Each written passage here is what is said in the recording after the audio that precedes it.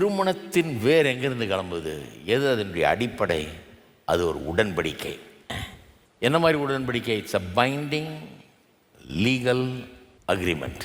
சில வாக்குத்தத்தங்கள் அல்லது வாக்குறுதிகள் கொடுக்கப்படுகிறது. அதற்கு கட்டுப்பட்டு உடன்பட்டு நான் இருப்பேன்னு சொல்லி செய்து கொள்ளுகிற ஒரு உடன்படிக்கை அது. ஆனால் இன்றைக்கு சமுதாயம் பொதுவாகவே எப்படி இருக்குதுன்னா, இன்றைக்கி சமுதாயத்தை பார்த்தீங்கன்னா, இந்த பாவ உலகம் பாருங்கள், எந்த கட்டுப்பாட்டையும் விரும்புறதில்லை. எனக்கு சட்டம் சொல்லாத.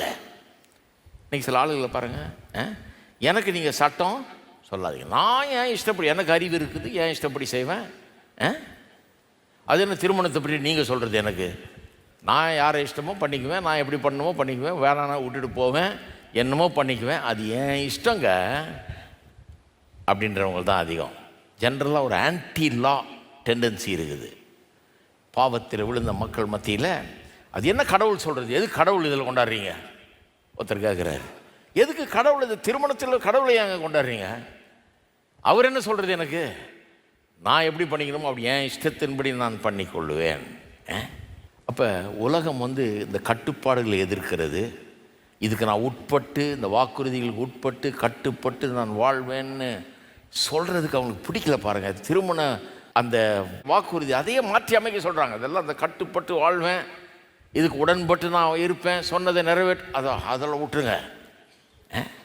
நான் உன்னை அன்பு கூறுகிறேன், நீ எனக்கு வேணும், உன்னோட சந்தோஷமாக நான் வாழ்வேன், அவ்வளோ போதும். இதெல்லாம் என்ன இது கட்டுப்படுவேன், இதெல்லாம் வேண்டியதில்லை அப்படிங்கிற மாதிரி பேசுகிறாங்க.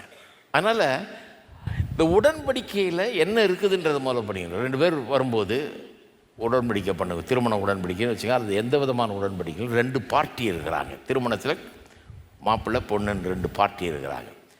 வேறு ஒரு தேசத்துக்கு உடன்படிக்கைன்னா 2 பார்ட்டி இருக்கிறாங்க. மனுஷனுக்கு உடன்படிக்கைனா 2 பார்ட்டி இருக்கிறாங்க.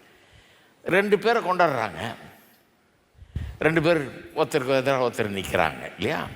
அப்புறம் 2 பேருக்கும் சில ஷரத்துக்கள் கொடுக்கப்படுகிறது. அதாவது இந்த உடன்படிக்கையின் ஷரத்துக்கள் என்ன? ஷரத்துக்கள்னால் what are the stipulations, rules and regulations. இதில் நான் எப்படி நடந்துக்குவேன் அதில் தான் சொல்கிறோம் இல்லையா?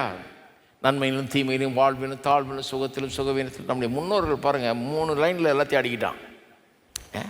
இந்த 3 இதில் எல்லாம் அடங்கிடுது, வாழ்க்கையே அடங்கிடுது. மரணம் நம்மை பிரிக்கும் வரை உன்னை காப்பாற்றவும் உன்னை நேசிக்கவும் வாக்கு கொடுக்குறேன் அப்படின்னு சொன்ன அந்த இது எவ்வளோ யோசித்து எழுதியிருக்காங்க பாருங்கள், எவ்வளோ யோசனையோடு அதை எழுதியிருக்கிறாங்க பாருங்கள். அப்போ அதனுடைய ஷரத்துக்கள், அப்ளிகேஷன்ஸ், ரூல்ஸ் அண்ட் ரெகுலேஷன்ஸ்